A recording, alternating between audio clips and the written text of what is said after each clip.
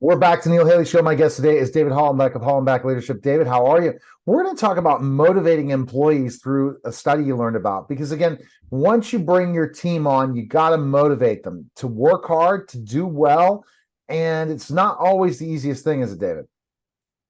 No, and it goes to actually finding the right people for your organization. That's where it starts, and really discovering what it is that motivates the people that you bring on board. And the study that you brought up that we were just talking about was a study of close to 12,000 cadets that were going into West Point, the United States Military Academy. And they looked at these motivating factors, and they kind of talk about instrumental motivators and internal motivators. Instrumental motivators being, money or prestige or, getting a good job.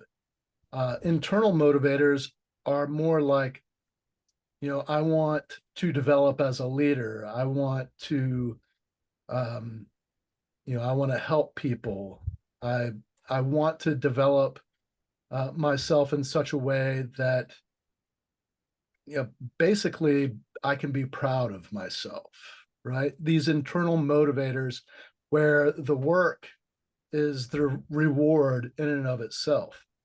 You're becoming a better human being. And so when we talk about motivating employees, we've got to challenge them, but understanding what is, bringing them to your organization, helping them find their purpose if they haven't figured it out yet. But that's really how you can sustain motivation and really create a high-performing team. It is fostering that motivator that is it's internal. Definitely seems like and it's internal. And so it's looking at those resumes, looking at their background in the interview process to really see if they have those built-in qualities, right? Right. I'm interviewing people right now for my team, and I see specifically enough that you really can see if they're really excited and motivated or not when I put myself on camera as one of my team is interviewing them, and I jump on after and see if they're excited to talk to me once they learn who I am. That's key, that they want to come and work for you. And David, so it's something you're born with, it sounds like, to be willing to work hard for somebody. Well, I think one thing is, when I was teaching leadership, classes, I was teaching leadership classes every week, and talking about this, the what drives somebody, the reward being the work. Leaders can be developed, not just born, but these things that drive us. Sometimes it takes a leader to bring out those qualities in people and develop them. It's interesting. There's another study that I was just reading about where they took 3 groups of teams and they said, okay, here's this project, here's the reward. And they offered like a pretty low level reward, medium level reward, and a very big reward. And it was financial.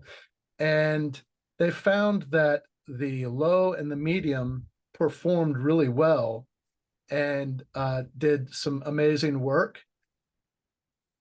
The teams that were provided the really big reward, they did the worst of all and had very little motivation, which is not what you would expect. But there's study after study that shows that, financial reward and really material reward is not a consistent driver of performance. It might work right in the beginning when they first receive it, because there's that transactional type of thing. Well, after that, the performance goes back to the way it was before. So there has to be something more. Totally. And it's the people that you select, and there's pieces of their personality that they're going to be more likely to be driven by those internal motivators rather than materialistic. And if that material piece is what drives you, you'll find that it's never sustained. You're always chasing more. So yeah, that makes sense. Always chasing more, always chasing that level and all that, versus just satisfaction of your work, right? Satisfaction of doing your work well. So if you're not looking at any of these motivators, the motivators are basically something that you have internally. Did the study talk about looking at resumes or how people answer questions?